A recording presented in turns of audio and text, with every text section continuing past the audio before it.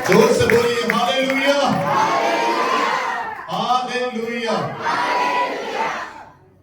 हल्का छोड़ दे शरीर, आंखें बंद कर ले और मेरी शांति आवाज से गाएं। मेरे जिस्म जान को यीशु का मसाह छू गया, मेरे जिस्म जान को यीशु का मसाह छू गया। मैं हुआ नया जो यीशु का मसाह छू गया।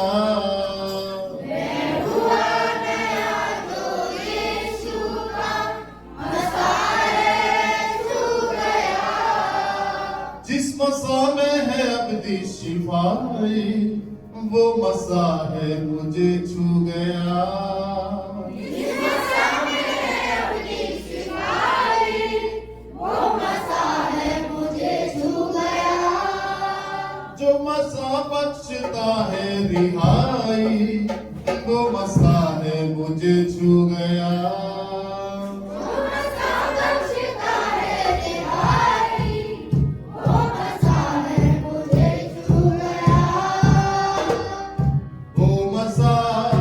यीशु का मुझको है छू गया।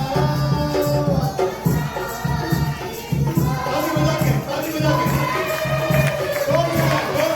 वो मसा यीशु का मुझको है छू गया।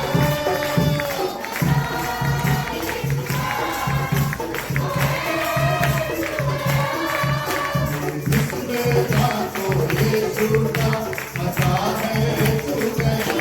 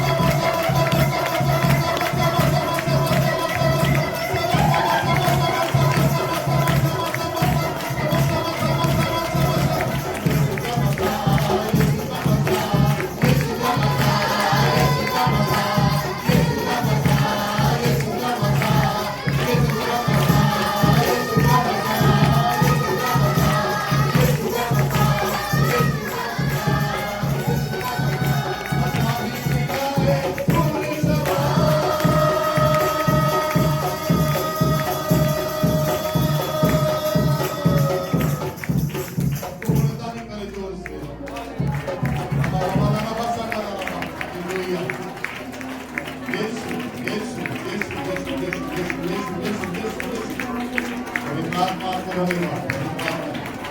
जो तेज को बच्चों को अपने मस्से से भर के अपना मसा करने के लिए छोड़ अपने बच्चों को अपना मसा देने आशीषित करें, विजय दें, विजय दें। धन्यवाद देते रहते हैं। सारी महिमा आपको। हम आपसे प्रेम रखते हैं यीशु। पवित्र आत्मा हम आपसे प्रेम रखते हैं। पवित्र आत्मा हम आपसे प्यार करते हैं। बेहद सबसे ज्यादा प्यार पवित्र आत्मा हम आपसे करते हैं। धन्यवाद पिता आत्मा, यीशु मसीह के नाम से आमीन आमीन आमीन। बोलिए हालेलुया, प्रेज द लॉर्ड।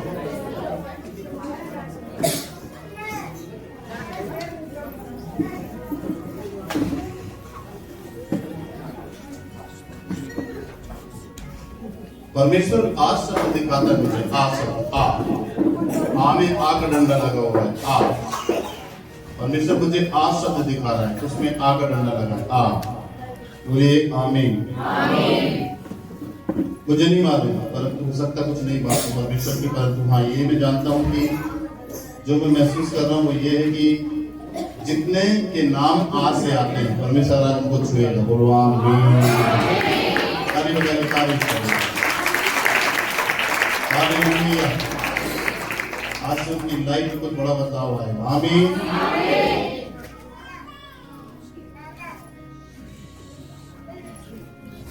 परमेश्वर के वचन को समझेंगे हम बड़ी बारीकी से। आपको बहुत ध्यान पूर्वक परमेश्वर के वचन को सुनना है और समझना है। बोलिए वचन को सुनना है और समझना है। ठीक है, वचन को आपको सुन के समझना है। बोलिए आमीन। यिर्मयाह की किताब उसका आप 7 अध्याय निकाले। यिर्मयाह उसका 6 अध्याय निकाले। माफ करें, यिर्मयाह उसका 6 अध्याय।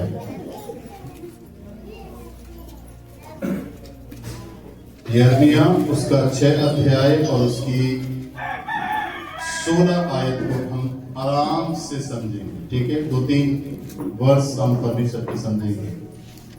इसमें परमेश्वर हमसे बात कर रहा है। हालेलुया। इस वचन के द्वारा परमेश्वर मुझसे क्या कर रहा है? बात कर रहा है। और बोलो परमेश्वर इस वचन के द्वारा मुझसे बात कर रहा है। सब बोलो परमेश्वर, बोलो परमेश्वर इस वचन के द्वारा मुझसे बात कर रहा है। हालेलुया। आनंदित हैं? यस। बोलिए मैं आनंदित हूँ, मैं खुश हूँ। परमेश्वर मुझसे बात कर रहा है। आमीन। 16 आयत को हम देखेंगे। यहाँ पर वचन में लिखा है, यिर्मयाह 6 अध्याय उसकी 16 आयत को देखेंगे।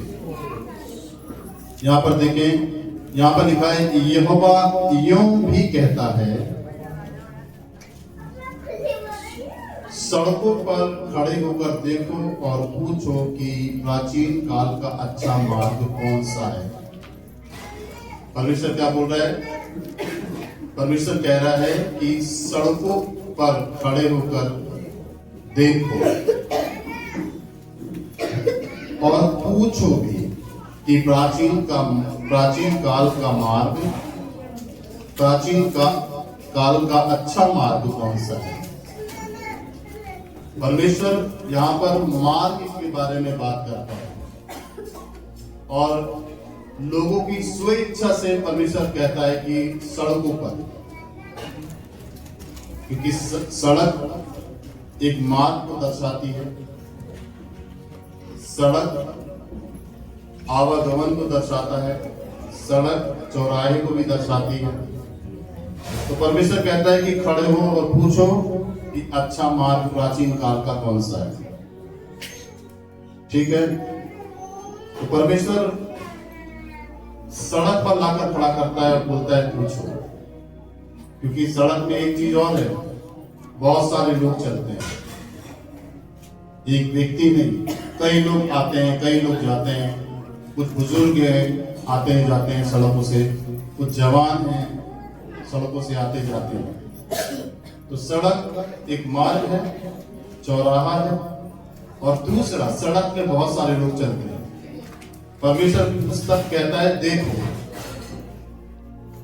और फिर कहता है कि पूछो कि प्राचीन काल का अच्छा मार्ग कौन सा है। प्राचीन काल, पुराने समय, हमारे बाप दादाओं के समय का, हमारे पूर्वजों के समय का मार्ग, हमारे पुण्यों के समय का काल जो उन्होंने जिया, बोला उनसे पूछो। प्राचीन काल का मार्ग वही बताएगा जो जानता होगा। ठीक है, अब यहां पर देखो क्या कहता है, अच्छा मार्ग कौन सा है। फिर वो कहता है उसी में चलो। अगर तुम्हें अच्छा मार्ग मिल जाता है तो उसी में चलो। इसको कैसे पता करेंगे? प्राचीन काल के मार्ग बाहर निकलकर पूछकर कि प्राचीन काल, क्योंकि सब अपने अपने अनुभव को बांटते हैं, अपने व्यू को देते हैं, अपने व्यू को बताते हैं, परंतु वो कहता है कि उसी में चलो और अपने मन में चैन पाओ। अगर जो लोग तुम्हें मार्ग बताते हैं, अगर वो मार्ग सही होगा तो ऑटोमेटिकली तुम्हें चैन मिलेगा, तुम्हें आराम मिलेगा, वो मार्ग सही होगा। और यदि वो मार्ग सही नहीं होगा तो तुम विचलित होगे, बेचैन होगे, जी तुम्हारा घबराएगा, क्योंकि तुम्हारी आत्मा संतुष्ट नहीं होगी एक सही मार्ग से। आज की तारीख में बहुत सारे लोग अलग अलग मार्गों में चल रहे हैं। क्या वो मार्गों में वे सही संतुष्टि पा रहे हैं अपने जीवन में? उनके जीवन में शांति है, उनके जीवन में खुशी है, वो संतुष्ट है जिस मार्ग में वे चल रहे हैं। मार्ग का मतलब इससे और बेहतर रीति से समझे। मार्ग का मतलब परमेश्वर के और संसार के सिद्धांत। मार्ग का मतलब परमेश्वर के और संसार के उपदेश।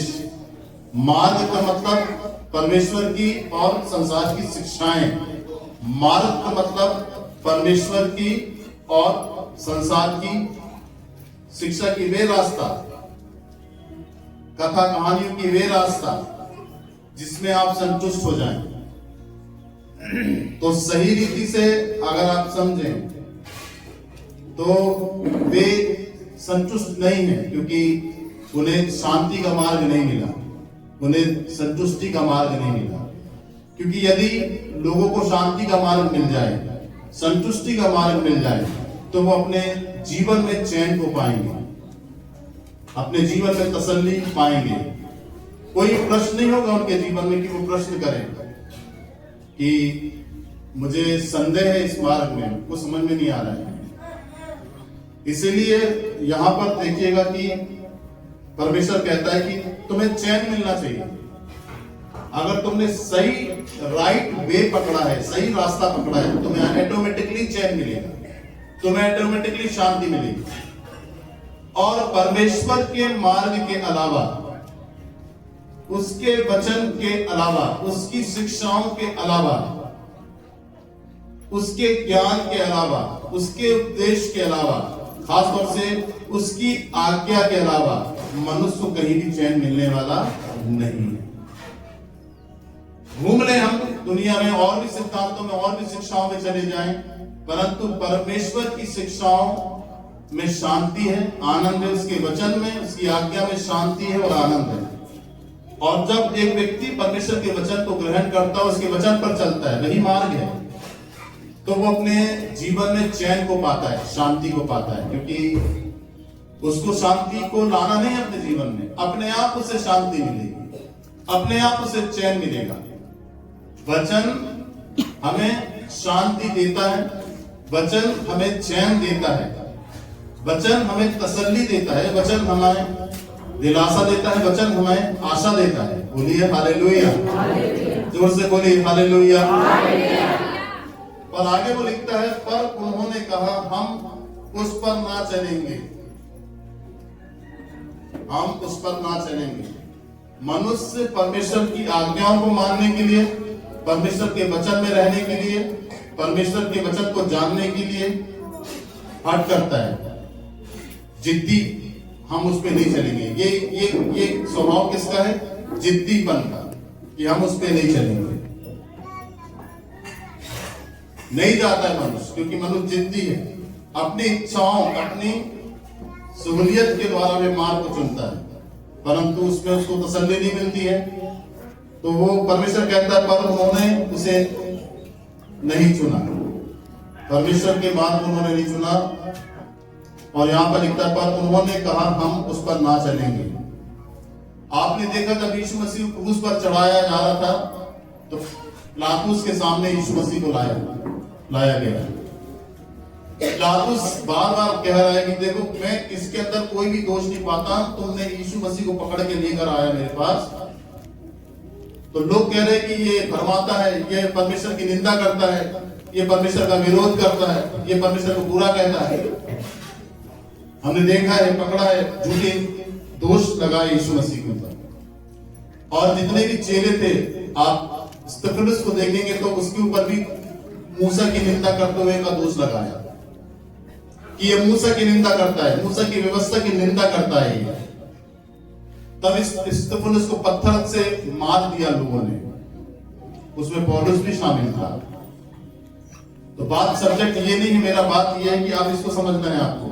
तो पिलातुस कहता है कि मैं इस पर दोष देने का कोई ऐसा काम नहीं देखता हूं कि इसको दोष दूं, इसलिए इसको मैं छोड़ देता हूं, क्योंकि इसके अंदर कोई दोष नहीं है।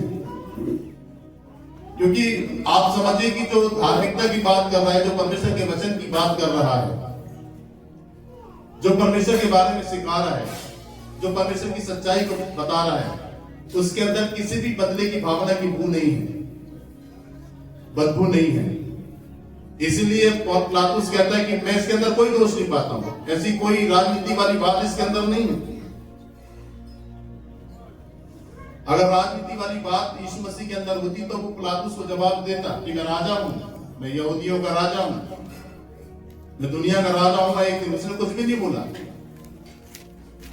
पिलातुस के सामने चुप रहा। पिलातुस उससे कहता है कि देख सुन, अगर तू सही बता दे, अगर तू बोले तो मैं तुझे छुड़ा भी सकता हूं, मेरे ऊपर यह अधिकार है, मेरे पास यह अधिकार है, और मैं तुझे मरवा भी सकता हूं। पिलातुस कहता है यीशु मसीह को। तो यीशु मसीह ने एक ही बात कही, बोले जब तक ये जो अधिकार है ना तूने पाया नहीं है, तुझे ऊपर से दिया गया है ये अधिकार। तू राजा है, परमेश्वर ने तुझे राजा की गद्दी में बैठाया है। इसलिए बाइबल में लिखा है कि राजाओं की गद्दी को वही स्थिर करता है। कौन? परमेश्वर राजाओं की गद्दी को स्थिर करता है, याद रखिए। आज भारत के अंदर, भारत के बाहर भी, विदेशों के जितने राष्ट्रपति हैं, प्रधानमंत्री हैं, परमेश्वर ने उनकी गद्दियों को स्थिर किया है और उनको बैठाया है।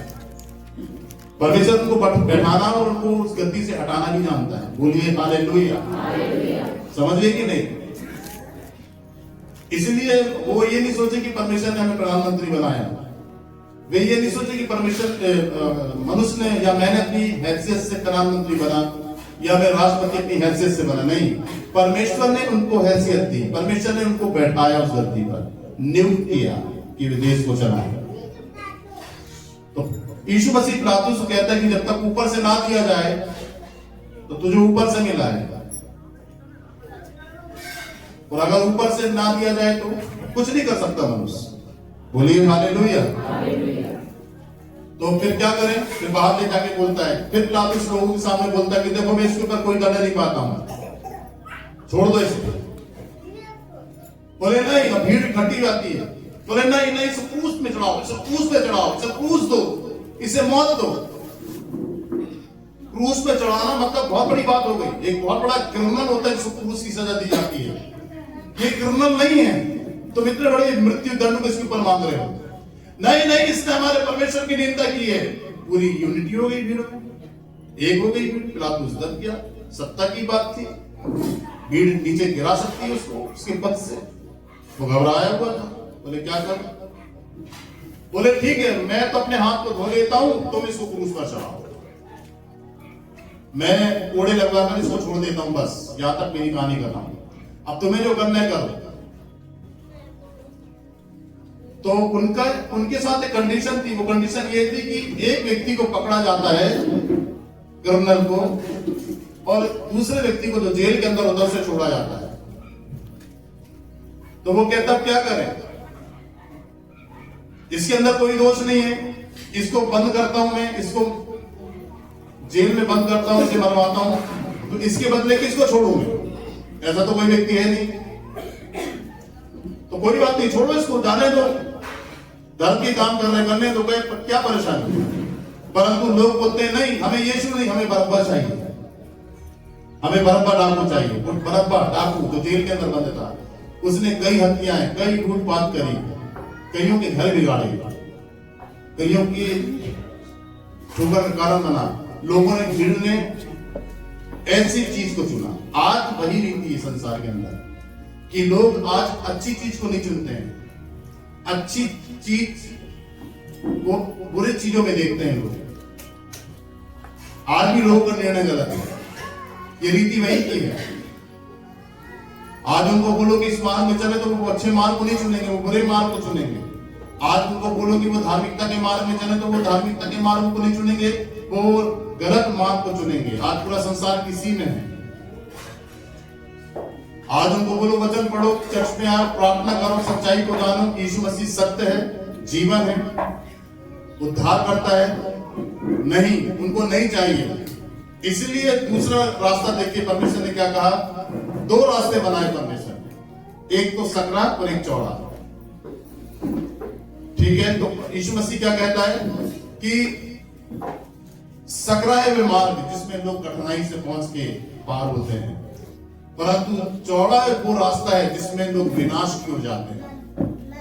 आज आदमी को सहूलियत चाहिए, आज आदमी को आराम चाहिए, आज मनुष्य को स्वतंत्रता चाहिए, अपनी जिद चाहिए, अपनी इच्छा चाहिए, और परमेश्वर की इच्छा नहीं। परमेश्वर की इच्छा क्या है? परमेश्वर का मार्ग, परमेश्वर की आज्ञा क्या है? परमेश्वर का मार्ग, परमेश्वर का वचन क्या है? परमेश्वर का मार्ग। इसी में चलना है, क्योंकि अगर परमेश्वर की इच्छा, परमेश्वर की आज्ञा, परमेश्वर के वचन से आप हट के चलते हैं दूसरे मार्ग में, तो वो मार्ग विनाश की ओर लेके जाता है आपको। वो मार्ग नष्ट होने के लिए आपको लेकर जाता है, और बहुत सारे इसी मार्ग को चुन रहे हैं पूरा संसार। आगे देखिए क्या लिखा है, वो ये कहता है, पर उन्होंने कहा हम उस पर ना चलेंगे। 17 देखो, वो कहता है मैंने तुम्हारे लिए पहरुए बैठाकर कहा, नरसिंगे का शब्द ध्यान से सुनना, पर उन्होंने कहा हम ना सुनेंगे। वो कहता है मैंने तुम्हारे लिए पहरुए बैठाए हैं। पहरुए का मतलब होता है वॉचमैन, पहरुए का मतलब होता है वॉचमैन, पहरुए बैठाए हैं।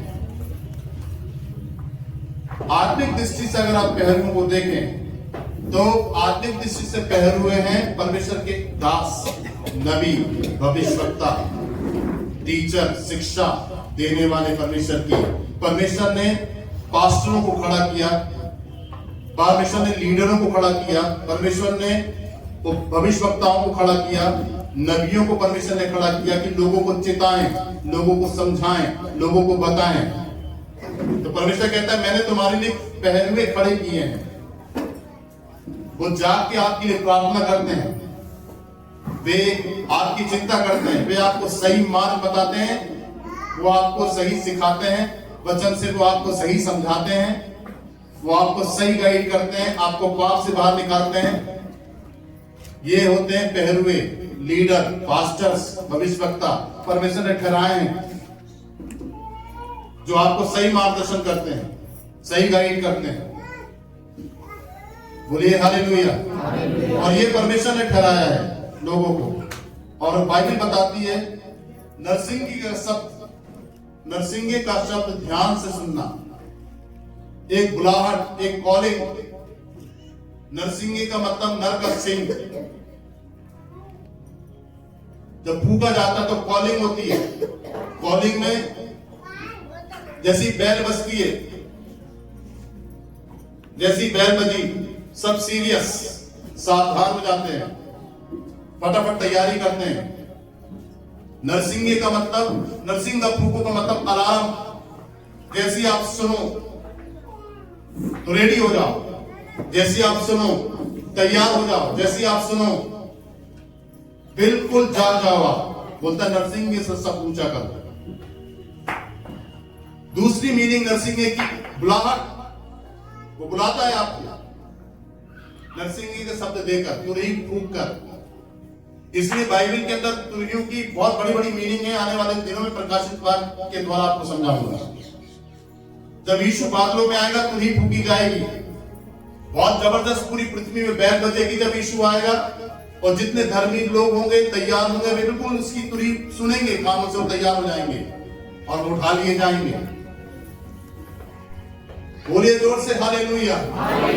इसलिए वो कहता है नरसिंह के शब्द से सुनना, पर उन्होंने कहा हम ना सुनेंगे। वो तैयार नहीं होंगे, उनकी पुकार, उनकी शिक्षा उनको नहीं सुनेंगे। एक प्रकार से एक पास्टर चिल्ला के प्रचार करता है, एक भविष्यवक्ता चिल्ला के प्रचार करता है, एक अपोस्टल चिल्ला के प्रचार करता है, एक लीडर चिल्ला के प्रचार करता है। ये तुरही है कि उसके शब्द को सुनकर, उसके वचन को सुनकर आप सावधान हो जाएं, तैयार हो जाएं, जाग जाएं। बोलो हालेलुया। इसलिए परमेश्वर ने नियुक्त किए पास्टरों को, अगुओं को, जो अभिषिक्त हैं उनको नियुक्त किए हैं कि वो सही गाइडलाइन दें आपको। बोलो जोर से हालेलुया। आगे देखो क्या कहता है 18 में। वो कहते हैं कि हम नहीं सुनेंगे। उन्होंने नहीं सुना, वो तैयार नहीं हुए, वो माने नहीं, उन्होंने ग्रहण नहीं किया। हम नहीं सुनेंगे। उसकी तुरही से, उसकी वाणी से, उसकी कॉलिंग को नहीं पहचाने, उसकी बुलाहट को वे समझे नहीं। आगे देखो लिखता है 18 में, इसलिए हे जातियों सुनो। इसका मतलब जातियों का मतलब पूरी पृथ्वी। एक जाति के ऊपर परमेश्वर फोकस नहीं कर रहा है, पूरी पृथ्वी पर फोकस कर रहा है। बोलता हे जातियों सुनो, हे मंडली देख इन लोगों में क्या हो रहा है। पूरी पृथ्वी को परमेश्वर आगे क्या कहता है 19 में, हे पृथ्वी सुन। अब पूरा वर्ल्ड, पूरी दुनिया सुनेगी। हे पृथ्वी, हे जातियों, ऐसी कोई भी पृथ्वी के ऊपर जाति नहीं जो रह गई हो परमेश्वर की आवाज सुनने के लिए। वो पूरी जाति को इकट्ठा करके बोल रहा है, हे जातियों सुनो, हे मंडलियों सुनो। जितनी भी परमेश्वर की मंडली है, चर्चेस हैं, सुनो। भारत के अंदर, भारत से बाहर, जितने भी विदेश में चर्च हैं, जितने भी, मंडली का मतलब चर्च, चर्च का मतलब कलीसिया, कलीसिया का मतलब मंडली। मंडली जहां पर 4 लोग इकट्ठे होते हैं वो चर्च होता है, याद रखिए। इसलिए वचन में लिखा है, जहां 2 या 3 मेरे नाम से इकट्ठे होते हैं मैं उनके बीच में होता हूं। वो चर्च है। 3 लोग भी अगर इकट्ठे हो गए, चर्च बन गया परमेश्वर का। उन्हीं में काम करने लगता है परमेश्वर। क्या लिखता है, गाना गाते हैं ना, जहां 2 या 3 जमा हो मैं हाजिर हूं। तो 3 से 4 से चर्च बन जाता है और फिर परमेश्वर अपनी उपस्थिति को देता है। तो पूरी एक मंडली, एक बड़ी मंडली, एक बड़ी कलीसिया, छोटी कलीसिया, सबको बोलता है वो सुनो। फिर आगे कहता है, हे पृथ्वी सुन। अब जो कलीसिया नहीं है, जो चर्च नहीं, जो विश्वासी नहीं है, उनको भी कहता है पृथ्वी मतलब सारे लोग, पूरी दुनिया के लोग सुनो। क्या कहता है, हे पृथ्वी सुन, देख कि मैं इस जाति पर वह विपत्ति लाऊंगा जो उनकी कल्पनाओं का फल है। क्योंकि उनकी कल्पना परमेश्वर की जैसी कल्पना नहीं, उनकी कल्पना अपनी इच्छा के अनुसार, परमेश्वर की इच्छा के अनुसार नहीं। 2 कल्पनाएं होती हैं जीवन की। आदमी युक्ति बनाता है मन में, सोच बनाता है भविष्य की, इसको कहते हैं कल्पना। सोच एक तो विश्वासी धर्मी व्यक्ति की होती है कि वो परमेश्वर के लिए जिएगा, भविष्य में परमेश्वर के लिए मरेगा वो, और परमेश्वर के काम को करके बहुत सारी रूहों को बचाकर परमेश्वर के राज्य की स्थापना कर परमेश्वर के राज्य को फैलाकर, उसके सुसमाचार को फैलाकर मरेगा। एक कल्पना ये है उसकी। ये कल्पना जो है परमेश्वर के वचन की कल्पना है। परमेश्वर के वचन मन के जैसी कल्पना है।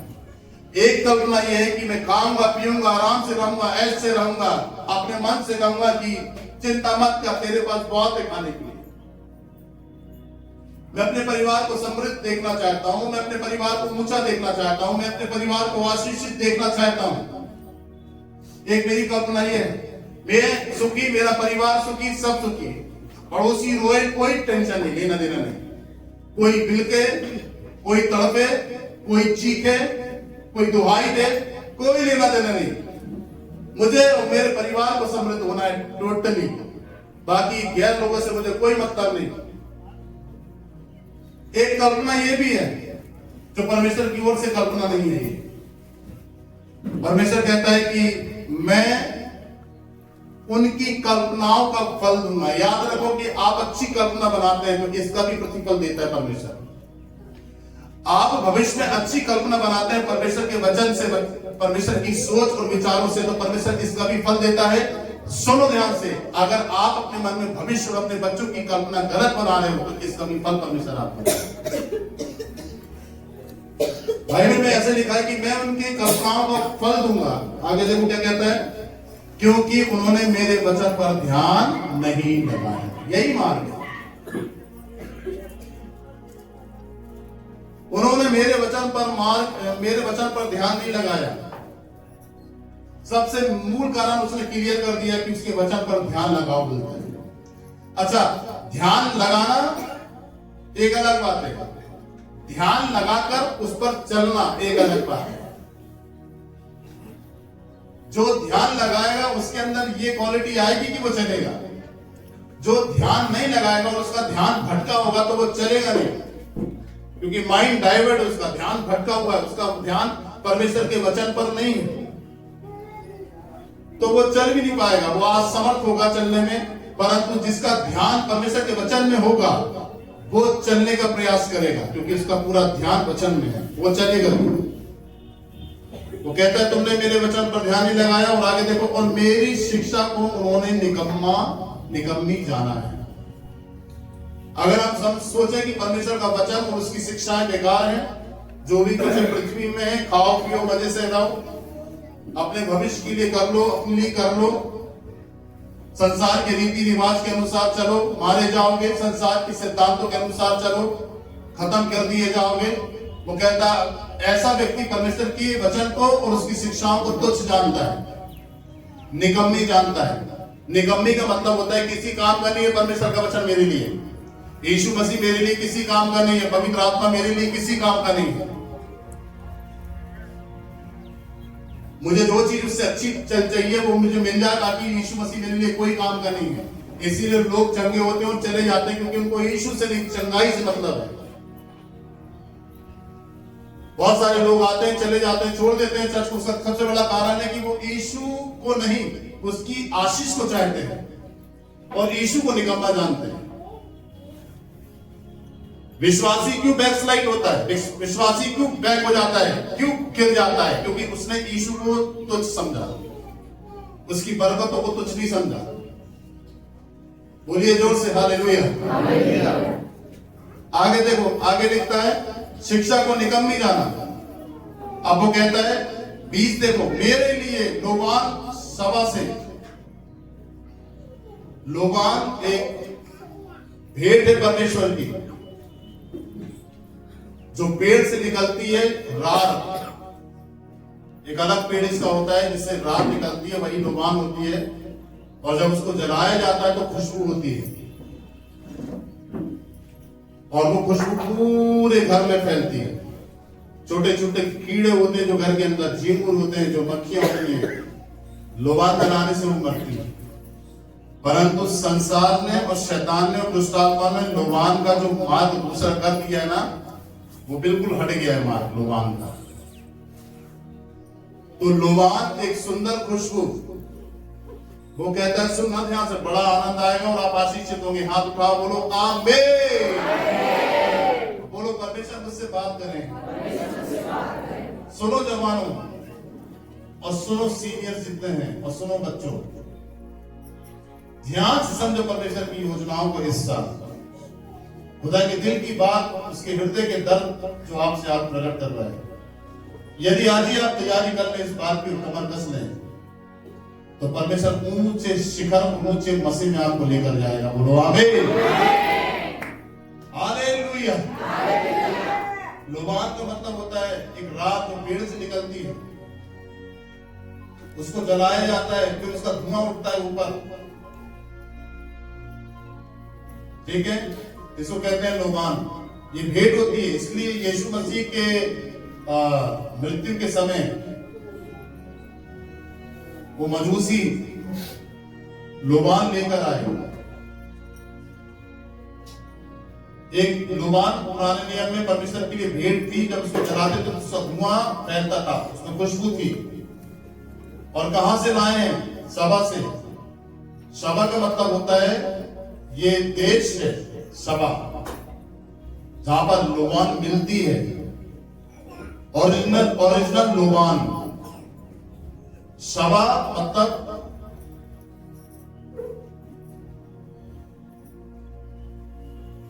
इथोपिया, तो क्या बोलेंगे? और नया नाम आया इसका, इथोपिया का, जो देश का नाम है इथोपिया, है ना? किसको मालूम है? हाथ उठाओ इथोपिया के बारे में। यहां से आती है लोबान, और यहां इस देश से लोबान जाती है परमेश्वर के हैकल में, लोग लेकर जाते हैं। यही मिलती है लोबान ओरिजिनल, जिसमें भयंकर खुशबू होती है, इथोपिया देश से। आगे देखो, और सुगंधित नरकट लकड़ी, सुगंधित लकड़ी, जैसे दाल चीनी के अंदर खुशबू होती है ना, ऐसी लकड़ी है परमेश्वर की भेंट के लिए, सुगंधित नरकट। ये तीनों की क्वालिटी अलग है। और लिखा है यहां पे, जो दूर देश से आता है। ये सारी भेंटें परमेश्वर की दूर देश से लाते हैं। मजूसी कहां से लोबान लेकर आए? उसके लिए सोना लेकर आए, मुर लेकर आए। अलग अलग देश से मजूसी आकर सोना अलग देश का, लोबान अलग देश की, मुर अलग देश का लाकर यीशु मसीह को चरनी पर चढ़ाया। चरनी पर नहीं, यीशु बहुत बड़ा हो गया था तब किया। बोलिए जोर से हालेलुया। सोना मुर लोबान यीशु को अर्पण किया उन्होंने। तो लोबान एक परमेश्वर की भेंट। और अगर आत्मिक दृष्टि से लोबान को अगर आप देखें तो लोबान का मतलब है सुगंधित प्रार्थना, जो आप करें आत्मिक दृष्टिकोण से, सुगंधित प्रार्थना। क्योंकि प्रार्थना याद रखो, जब भी आप करते हैं ऊपर जाती है। कहां जाती है? ऊपर। लोबान का जो धुआं होता है, आप जलाओ, नीचे नहीं जाएगा धुआं, ऊपर उठेगा, फैलेगा पूरे। आपकी प्रार्थना उठती है, ऊपर जाती है और फैलती है ऊपर, और परमेश्वर उसको अपने कटोरे में रखता है। बोलिए हालेलुया। प्रार्थना लोबान के जैसे भेंट है आज की तारीख में। अब लोबान जलाने की जरूरत नहीं है। प्रार्थना ऐसी करनी कि सीधे ऊपर जाए, ऐसी सुगंधदायक प्रार्थना। इसलिए दाऊद भजन संहिता में कहता है, मेरी प्रार्थना तेरे लिए सुगंध धूप और मेरा हाथ उठाना तेरे लिए संध्या काल का अन्न बलि है। एक ऐसी निस्वार्थ प्रार्थना, खुशबू से भरी प्रार्थना, गंदगी से नहीं। फिर वो कहता है सुगंधित नरकट, सुगंधित लकड़ियां, जैसे दाल चीनी होती है, ऐसी लकड़ियां परमेश्वर के लिए जलाई जाती हैं, रखी जाती हैं, जिनके अंदर खुशबू होती है। धुआं ऊपर फैलता, ऊपर जाता है, खुशबू फैलती है चारों तरफ। एक ऐसा जीवन, नरकट का मतलब सुगंधित नरकट, मतलब एक ऐसा जीवन जिस जीवन का मसा, आत्मा, जिस जीवन की भलाई, अच्छाई चारों तरफ फैलने पाए। बाइक ऐसे अपन गाते ना, सुनना ध्यान से, क्लियर कर रहा हूं मैं, एक चीज को पकड़ने वाले पकड़ लो, नहीं पकड़े फेल सिस्टम। इत्र के समान है तेरा नाम, खुशबू फैलाता है जहां में। नाम इत्र के समान है, उसका फैलाने की जरूरत नहीं है, खुलता है अपने आप, फैलती है खुशबू। एक ऐसी लकड़ियां जो परमेश्वर के लिए भेंट चढ़ाई जाती थी, जिनमें खुशबू से भरी लकड़ियां होती थी, जिसको कहते हैं नरकट। ये भी दूर देश से आता है। ये लकड़ियां भी भेंट के लिए, परमेश्वर के लिए दूर देश से आती है। समझ लीजिए भेंटें कहां कहां से आती है परमेश्वर के लिए, अलग अलग देशों से। तो ये लकड़ी जो है इसके अंदर भयंकर खुशबू है, रख दो तो पूरे भवन में फैल जाए खुशबू, ऐसी भेंट परमेश्वर की। पर आत्मिक दृष्टि से लकड़ियां देखें तो ये हमारा स्वभाव है, हमारा चालो चलन है, जो सब पर प्रकट है।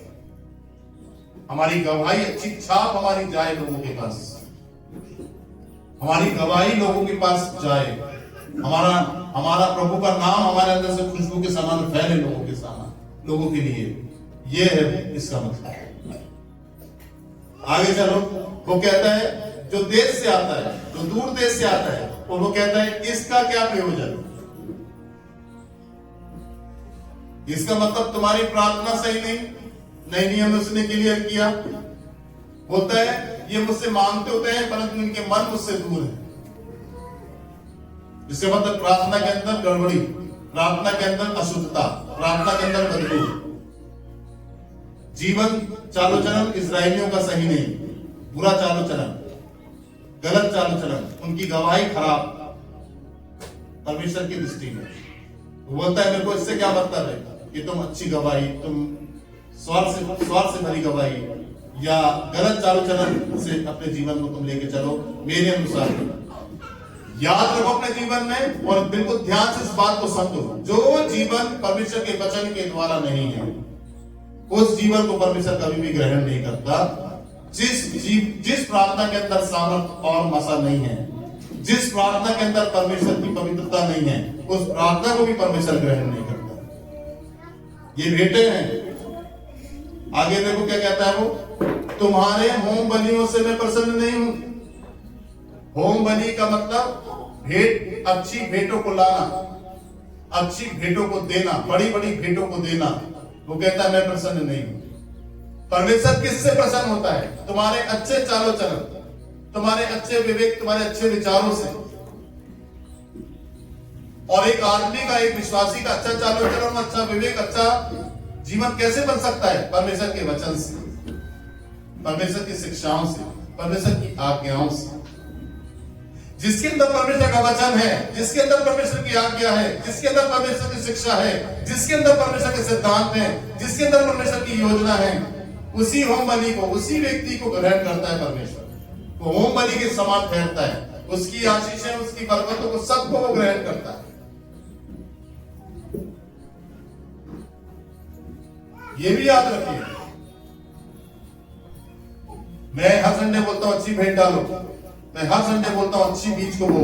परमेश्वर मुझे आज कहता है सुबह, बोलता है तू कहता तो है अच्छी बीज को बो, परंतु इनके जीवन के बारे में और सबके जीवन के बारे में मैं बात करूंगा कि वे अच्छी बीज को बोएं पर अपने जीवन को भी अच्छा रखें, जिसे मैं स्वीकार भी कर लूं उनकी बेटों को। तुम 1 लाख रुपए चर्च में दे दो, तुम्हारा जीवन ठीक नहीं है, बोला मैं स्वीकार ही नहीं करूंगा 1 लाख रुपए, मुझे पैसे नहीं, जीवन चाहिए, अच्छा लाइफ, अच्छा जीवन चाहिए, मुझे पवित्र जीवन चाहिए, आज्ञाकारी जीवन चाहिए, ईमानदारी का जीवन चाहिए, वफादारी का जीवन चाहिए। फिर तुम भेंट दो, मैं स्वीकार करूंगा और उसके बदले में तुम्हें प्रतिफल दूंगा। बोलो आमीन, हालेलुया। आगे देखो क्या लिखता है, और ना तुम्हारे मेल बलि मुझे मीठे लगते हैं। कितना भी अच्छा मीठा लिया, परंतु यदि लाइफ सही नहीं है, मैं 500 रुपए डालता हूं या मैं 1000 रुपए चर्च के अंदर डालता हूं और मेरा विचार, मेरी सोच अंदर से अच्छी नहीं है, वो भेंट नहीं स्वीकार करेगा खुदा।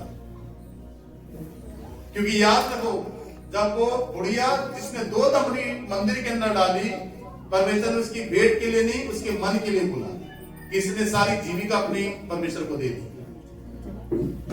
तो याद रखें, ये भी इस बात में भी सतर्क हो जाए कि हम गलत तरीके से शिक्षा ना पालें कि अच्छी भेंट डालते हैं, पास्टर बोलते हैं, जीवन तो ठीक है नहीं, जीवन तो बदला नहीं है, जीवन तो चर्च में बदल नहीं रहा है, पास्टर साहब जीवन के बारे में तो बोलते नहीं है, भेंट के बारे में बोलते हैं। तो परमेश्वर बहुत चालू है, और परमेश्वर चालू इस प्रकार से कि पूरी पवित्रता है उसके अंदर। वो मनुष्य को बिगाड़ना नहीं चाहता, वो मनुष्य को बचाना और पवित्र बनाना चाहता है, बचाना चाहता है। हालेलुया, सही ट्रैक पे लाना चाहता है। पैसा तो वो कहीं से भी उगाड़े। जब वो कहता है कि मैं गुप्त में गड़ा हुआ धन दूंगा, आपको तो मालूम ही नहीं कितने अरबों रुपए का धन पृथ्वी पर गड़ा हुआ, वो जानता है क्योंकि वो चलता है पृथ्वी पे, उसको जरूरत ही नहीं है पृथ्वी के धन की। उसके राज में जो गेट लगा हुआ ना, हीरे जवाहरात से जड़ा हुआ गेट है, जब आप एंटर करोगे ना बहुत बड़ा गेट दिखाई देगा आपको। संसारिक रुपये से अगर उस गेट को जोड़ेंगे तो संसारिक पैसा, डॉलर पाउंड सब फेल हो गए उसके सामने, कोई खरीद ही नहीं पाएगा, इतना महंगा गेट है उसका। कितनी मड़ियां लगी है गेटों में, जब गेट में आप खड़े हो गए स्वर्ग में जब जाओगे तो देखना सिर्फ बड़े गेट को, और जब रोड में चलोगे तो जय सोना, प्योर सोना, तो सब नकली सोना खरीद के पहन रहे हैं, प्योर सोना चमकने वाला, जिसके ऊपर चलोगे आप,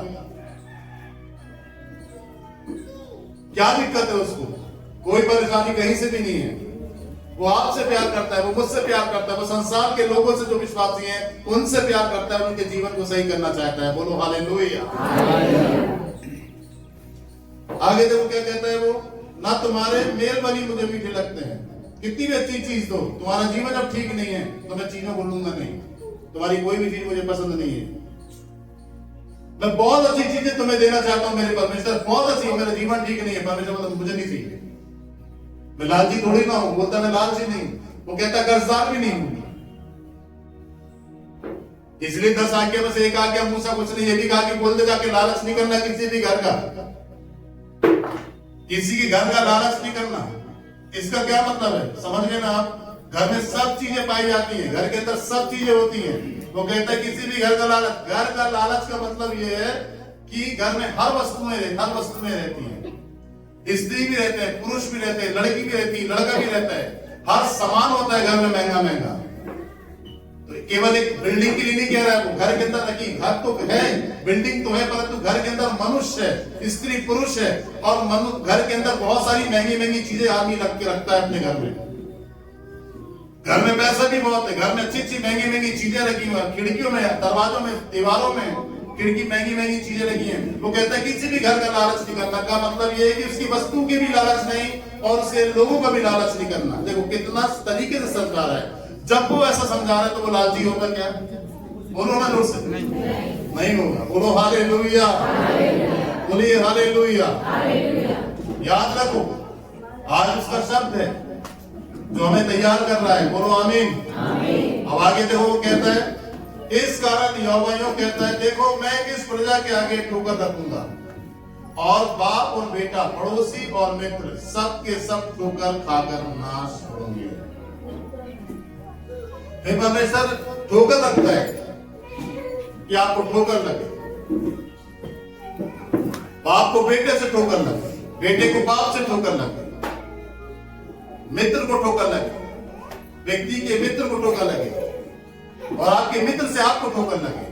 फिर ऐसी चीजों को परमेश्वर रखता है, सारा नुकसान, हर जगह नुकसान, पिता के घर में नुकसान, बेटे के साथ नुकसान, मित्र के साथ नुकसान, कोई भी क्षेत्र में सफलता नहीं, कोई भी क्षेत्र में फायदा नहीं, सब जगह नुकसान नुकसान नुकसान नुकसान नुकसान। वही है ठोकर का कारण कि आदमी गिर जाता है।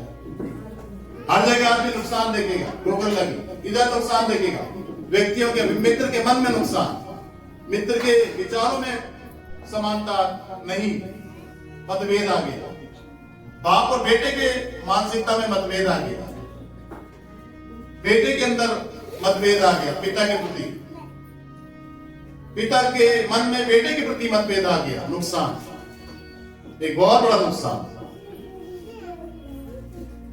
प्रभु वो ऐसा काम करेगा, हर जगह नुकसान होगा, क्योंकि प्राचीन काल का मार्ग परमेश्वर के वचन के अलावा संसार के रीति रिवाज भी है, परमेश्वर के वचन के अलावा संसार की शिक्षाएं भी हैं, रीति रिवाज, प्राचीन काल का मार्ग बहुत सारे लोगों ने बनाया, अलग अलग थॉट्स, अलग अलग थीम, अलग अलग सिद्धांत, अलग अलग उपदेश लोगों ने बनाए। इस पे चलो, ऐसा करो, वहां जाओ, इधर जाओ, इतने समय, उतने समय, इतने समय, इतने दिन, इतने महीने, इतने साल, केवल हाल। यदि सही मार्ग मिल जाए और सही बात कोई व्यक्ति बता दे और सही मार्ग मिल जाए तो उसको नुकसान नहीं होगा, वो व्यक्ति आशीषित होगा, फलवंत होगा। बोलिए जोर से हालेलुया। और सबसे बड़ी बात अपने दिल में, अपने जीवन में वो शांति पाएगा। आमीन आमीन हालेलुया। परमेश्वर इस वचन के द्वारा आपको ब्लेस करे, तैयारी करें एक अच्छे जीवन की। आमीन। तैयारी करें जो जीवन परमेश्वर को पसंद आए वो जीवन। विवेक, आपके विचार, आपकी भावनाएं परमेश्वर को पसंद योग्य हो। आमीन। एक सुख पर पवित्रता से भरा, भलाई से भरा हुआ, प्रेम से भरा हुआ चालों चलन, तो एक सुंदर सुगंध धूप के समान चरित्र जिसको परमेश्वर स्वीकार करता है। सॉलिड। सैमुएल आया दाऊद के घर में, बेटे थे सबके सब, दाऊद भेड़ चरा रहा था। सैमुएल कहता तेरे बेटे कितने हैं? ये खड़े हुए मेरे बेटे। सबको देखा ध्यान से, सबको देखा, तीसरे चौथे को देखा, पांचवे को देखा, बोला इसको चुना होगा परमेश्वर, इसको चुना होगा परमेश्वर, इसको चुना होगा परमेश्वर, इसको चुना होगा। परमेश्वर सैमुएल से कहता है इनमें से किसी को नहीं चुना है। तू कह रहा है इसको चुना होगा, उसको चुना होगा। तू शारीरिक रीति से देख रहा है, मनुष्य की रीति से देख रहा है, परंतु मैंने इनको किसी को नहीं चुना। इनसे पूछ और बेटे कहाँ हैं तेरे? तो यीशु से उसने पूछा कि और बेटे कहाँ हैं तेरे? तो उसने कहा एक बेटा और है मेरा, भेड़ चराने गया है। वो किसी मतलब का नहीं है, ये मतलब के तो खड़े हैं, वो भेड़ों में दीवाना रहता है, वो कोई काम नहीं आएगा तुम्हारे, तो उसको ना तो बुलाओ तो अच्छा है। अच्छा, ये जो लड़के खड़े हैं साथ, ये सब काम के तुम्हारे, इनको इस्तेमाल कर लो, किसी को ले लो, मैं तो दे दूंगा एक बेटा सेवकाई के लिए, राजा बन जाए इस्राइल। वो संतुष्ट नहीं हो पाया, वो देख रहा उनको साधु को देख रहा, तो बोले क्या करूं? परमेश्वर मना करता है, बोले नहीं, बोले जो काम करेंगे ना, बोले उसी को लेके आओ, बोले उसको बोलवा। गई खबर, आया वो भेड़ों को चलाते हुए लेकर। जैसी कमरे के अंदर आया तो सैमुएल को देखा, परमेश्वर कहता है ये व्यक्ति काम का है। सैमुएल बोलता है ये काम का है,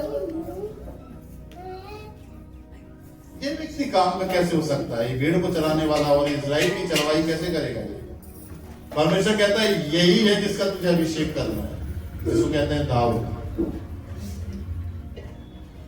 और आपको मालूम है वचन में क्या लिखा है? दाऊद का जो मन था ना, उस मन को परमेश्वर पसंद करता था। जीवन में हमेशा याद रखो, हमारा मन, हमारे विचार परमेश्वर को पसंद आने चाहिए। हमारा बाहरी रूप कैसा भी सड़ा गला हो, हम काले हों, सावले हों, बुरे हों, हमारे बाल अच्छे नहीं हो, हमारा शरीर अच्छा नहीं हो, इससे परमेश्वर को फर्क नहीं पड़ता। परमेश्वर हमारे जीवन की अंदर की खूबसूरती को देखता है, वो पसंद आना चाहिए। दाऊद भेड़ चला रहा सुबह से शाम तक, धूप में, धूल डस्ट में भेड़ों के साथ रहा। कैसा होगा वो? सुंदर दिखाई देता होगा? नहीं। परमेश्वर के मन का व्यक्ति जो परमेश्वर को भा जाए, सोई अपनी कुप्पी को खोलता है, आराधना करता है, सीधे उसको खोलता, आजा घुटने में आ जाता है, वो सीधे कुप्पी के अंदर ही रखता है, कुप्पी को निकालता है, धीरे से खोलता है और ऐसे करके उड़ेल लेता है। बोले तेरा अभिषेक इजराइल का राजा बनेगा। बोलो हालेलुया। और देख लो इजराइल की चरवाही करी उसने, और उसी के वंश से खुदा ने भवन बनवाया। दूसरा भवन, पहला भवन मूसा ने बनाया परमेश्वर का, दूसरा भवन सुलेमान ने बनाया, और तीसरा भवन आप जो बनने जा रहा है एंटी क्राइस्ट, परमेश्वर का विरोध का भवन। आपको भवन तो चलो जाने दो, वो तो भवन शैतान कर रहा है काम, परंतु अब जो रियल जो भवन है परमेश्वर का, वो है हमारा शरीर, हमारा हृदय। ये रियल है, इसमें वास करता है वो। आमीन बोलिए, हालेलुया। समझ गए? खूब बड़ी बड़ी बरकत देखेंगे आप अपनी लाइफ में। आप अपने जीवन में ऊंचाइयों को देखेंगे, बस एक बार परमेश्वर की मानसिकता में सेट हो जाएगा, परमेश्वर के विचारों में सेट हो जाएगा, फिर देखो। इसलिए दो मार्ग है, आरामदायक मार्ग नहीं, सकरा मार्ग चुनो। वो कहता है चौड़ा वह मार्ग जो विनाश की ओर पहुंचाता है। आज आरामदायक चीजें वस्तुएं चाहिए हमको, हम परमेश्वर के सकरे मार्ग में नहीं चल सकते। हम आज्ञा मानना सकरा मार्ग, चौड़ा मार्ग मतलब थोड़ा सा कह रहा हूं, चौड़ा मार्ग शैतान की ओर, विनाश की ओर लेके जाता है, जहां पर छल, झूठ, कपट, धोखा, फरेब सब छुपा है, सब। एक भाई मेरे पास आया और मैंने उसके लिए प्रार्थना की। मैंने कुछ जीवन चाहता तुम्हारा अच्छा बनने के लिए, तो तुम्हें अपने आप को पवित्र करना है। बोला भैया मैं एक बात करना चाहता हूं आपसे और आप मुझे बताएं, क्योंकि शायद मैं भी सब सोचता हूं कि मैं गलत हूं, परंतु आप बताएं। तो गलत क्या बोलो? उसने कहा जो काम मैं करता हूं उसमें कदम कदम पर मुझे झूठ बोलना पड़ता है।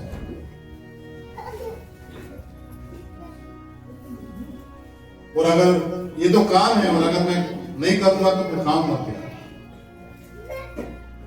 तो आप मना नहीं करें मुझे इस काम को करने के लिए, क्योंकि झूठ तो है ही, चल ही रहा है। तो मैंने बोला नहीं, ये चौड़ा मार्ग है, अगर ये काम से तुम्हें ठोकर लग रही है और झूठ बोलना पड़ रहा है तो इस काम को छोड़ दो, घुटने टेको, उपवास में जाओ, परमेश्वर इससे अच्छा काम तुम्हें देगा जहां सच बोलना पड़ेगा। बोलिए हालेलुया। कंफर्टेबल जोन, हम नहीं जाना चाहते घुटने में, नहीं करना चाहते प्रार्थना, नहीं मांगना चाहते परमेश्वर से। शैतान ने हमें ये दे दिया फेंक, एक टुकड़ा रोटी का, बोले ले लीजिए, उसी को हम समझते सब कुछ मिल गया। नहीं, शैतान ने एक आधी रोटी तोड़ी और ले फेंक के दिया, ले। इसलिए याकूब की किताब में लिखा, ध्यान से सुनो, प्रत्येक व्यक्ति अपनी अभिलाषाओं के कारण पाप में पड़ता है। अभिलाषा खींचती है, आजा ले रोटी पड़ी ले। आपको मालूम है कुत्ते को हड्डी अच्छी लगती है, मांस नहीं चाहिए उसको, हड्डी चाहिए, उसको हड्डी अच्छी लगती है। और आपको मालूम है हड्डी अच्छी क्यों लगती है? आपने सोचा? हड्डी में कुछ नहीं रहता है। जो भी मीट आप खाएं, हड्डी चूस लेते हैं, आप ही हम चूस लेते हैं उसको, उस हड्डी को फेंक देते हैं। पर कुत्ते को हड्डी पसंद है, और हड्डी के पीछे मार दाड़ हो जाती है कुत्तों में। सुनना ध्यान से, हड्डी के पीछे कुत्तों में मार दाड़ हो जाती है भयंकर। किसी का कान काट लेगा कुत्ता, तो किसी की पूंछ काट लेगा, किसी को फाड़ देगा पीछे, केवल हड्डी, और हड्डी में कुछ नहीं है। जब इस बात को मैंने बारीकी से सोचा कि आगे हड्डी में ऐसा क्या है, तो पवित्र आत्मा मेरे को बोलता है चल मैं तुझे बताता हूं हड्डी में क्या है ऐसा। अब ध्यान से सुनो, कुत्ता जब हड्डी चबाता है ना ऐसे करके, तो हड्डी बिल्कुल कोई हड्डी पैनी होती है, वो कटती ऐसी है मीट की दुकान में, और कुछ आपके दांत से टूट जाती है, तो अलग अलग आकार बन जाता है। वो हड्डी कुत्ते के जीभ में, मुंह में जाती है, तो उसके तलवे में लगती है, तो उसके तलवे को फाड़ देती है अंदर से, तो उससे ब्लीडिंग होने लगती है कुत्ते को मुंह से। तो जब वो खून तलवे से अंदर निकलता है कुत्ते के मुंह से, हड्डी फाड़ देती है, तो वो खून को टेस्ट लेके अंदर हड्डी को खाता है, वो कहता है हड्डी से निकल रहा है, पर हड्डी से कुछ नहीं है, हड्डी ने उसके तलवे को फाड़ दिया है, उसके मुंह का खून है वो, जो टेस्ट लेकर वो खा रहा है। यही शैतान है। जोर से बोलो हालेलुया, आमीन, आमीन। आप समझ गए ना? ये शैतान सोचता है कि मैं बहुत सॉलिड हूं, नहीं हूं। वो अपनी ही हानि के लिए सारे ये प्लान को जो उसने चेकआउट किया, और वो ऐसे ही करता है, वो फंसा देता है ऐसे करके। देखो एक रोटी फेंका, क्योंकि वो भी फंसा हुआ है। वो सोचता है कि मैं बहुत कुछ कर लिया, वो सोचता है कि उसने आपकी लाइफ को बर्बाद कर दिया। मैं ये कहता हूं, वचन ये कहता है, आज तू परेशान है कि नहीं? तू परेशान है, आज तू परेशान हो रही है कि नहीं हो रही है? हो रही है, परंतु सुन परमेश्वर का वचन क्या कहता है? परमेश्वर कहता है तेरा जितना भी सुख गया, तेरा जितना भी सुख छीना गया, तुझे बदले में दुगना सुख दूंगा मैं। हालेलुया। ये परमेश्वर कहता है, परंतु शैतान चाहता है कि आपका पूरा चैन छीन ले। वही हड्डी है और उसी में उसको मजा आ रहा है, परंतु मजा कुछ भी नहीं है। दुष्ट आत्माएं अपने ही नुकसान, शैतान अपने ही नुकसान, परमेश्वर का नुकसान कहीं से नहीं है। वो तो ये कहता है कि जहां मैं बोता नहीं वहां से भी बटोरता हूं। कितना दिमाग है देखो उसको। बोलिए हालेलुया। तो अब जहां बोया नहीं वहां से भी बटोरेगा। व्यास से बढ़कर परमेश्वर लेता है। तो आप समझ लीजिए कितनी बुद्धिमानी है उसके अंदर। और आप ऐरे गहरे नत्तु गहरे की उपस्थिति में नहीं बैठे हैं, इस प्रेजेंस को आप व्यर्थ नहीं जाने दें। बहुत जबरदस्त खुदा की उपस्थिति में बैठे हैं आप। उसकी टक्कर का कोई दुनिया में नहीं है, याद रखिए इस बात को। और मेल कर लीजिए, उसकी टक्कर में कोई आ जाए। वो कहता है अल्फा और ओमेगा हूं मैं। वो कहता है आदि और अंत हूं मैं। वो कहता है शुरुआत और अंतिम हूं मैं। क्या लिखा देखो, मत डर, मैं प्रथम और अंतिम और जीतता हूं। ले मैं मारी गया था, अब देख मैं ईमानी हूं, जीतता हूं। बोलो हालेलुया। जोरदार ताली बजाओ प्रभु के लिए। मैं तुझे बदले में दुगना सुख दूंगा। दुगना सुख छीन लिया ना, छीन लेंगे।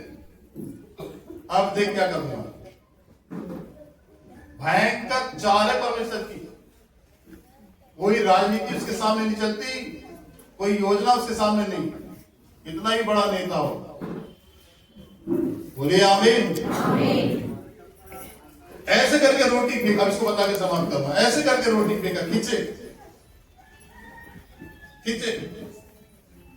भैया क्या करें, भैया क्या करें, भैया बताओ ना। मैंने नहीं, प्रार्थना करो और ट्रैक चेंज करो और प्रार्थना में जाओ और परमेश्वर से बोलो, परमेश्वर मैं तेरे लिए, मैं तेरे सक्रिय मार्ग में, आपको छोड़ेगा जो तो सक्रिय मार्ग में आएगा, परेशानी होगी, दिक्कत होगी। ये है सक्रिय मार्ग। और बाइबल में लिखा है बहुत कम लोग हैं जो उसमें प्रवेश कर पाते हैं।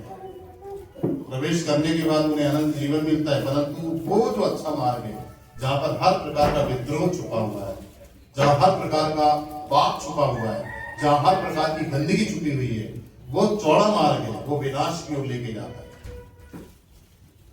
इसलिए वो कहता है कि ध्यान से देखो मेरे मार्ग को और समझो और उस पर चलो। परमेश्वर के वचन को अंतिम बार दो शब्द कह रहा हूं। परमेश्वर के वचन को आपको ध्यान से देखना है, उसके मार्ग को, और ध्यान से आपको उसको समझना है और उस पर चलना है।